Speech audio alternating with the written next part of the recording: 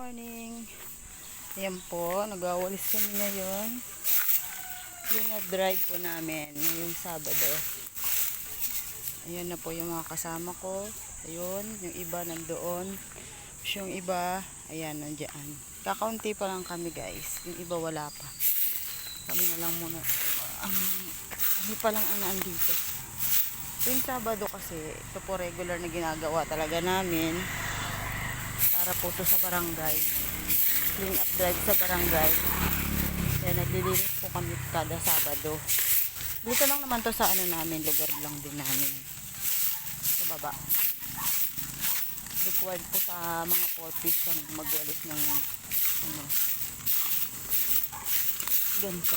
Yung Sabado. Kakaunti pa lang kami guys. Yung iba nandun sa dulo. Ito. Yung iba kasama ko, ayun. Wahiwalay kami. Ayan sila guys.